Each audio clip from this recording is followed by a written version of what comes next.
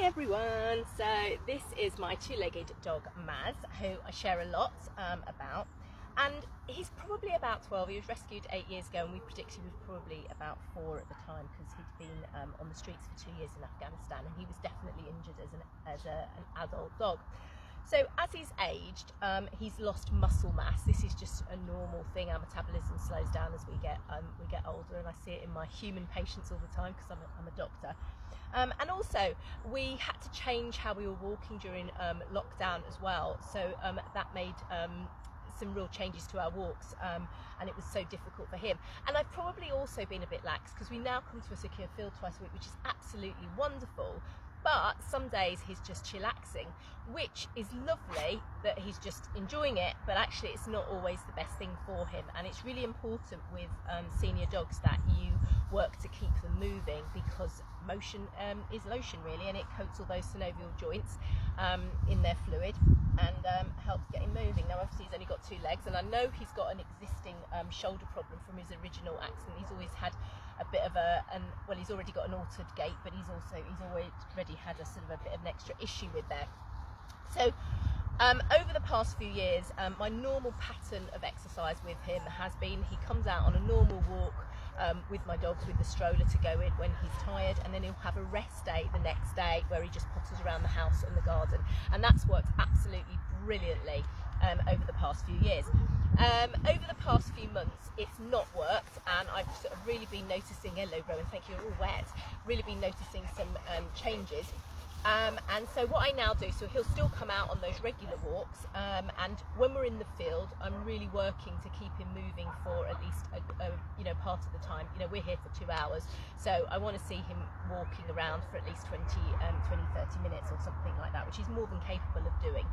And then we're not talking about a big stride, but just pottering around, sniffing things, which he does because he loves it. There's lots of things here to sniff.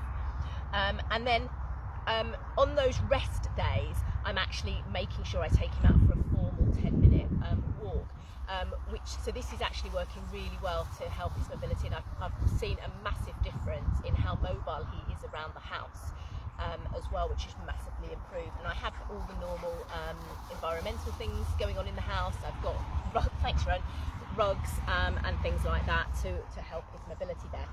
I've been trying to do some strength and conditioning exercises with him, and I've been trying to find some resources that can help and some advice from people.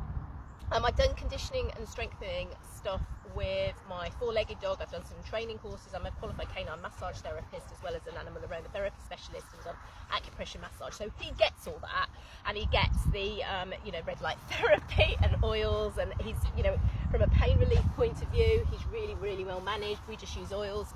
I've done pain relief trials. It's not actually made any difference to him at the moment. I'm always adjusting things, but it's actually wanting to do some strength and conditioning exercises, and I've not found anyone who can help because, to be honest, no one seems to know.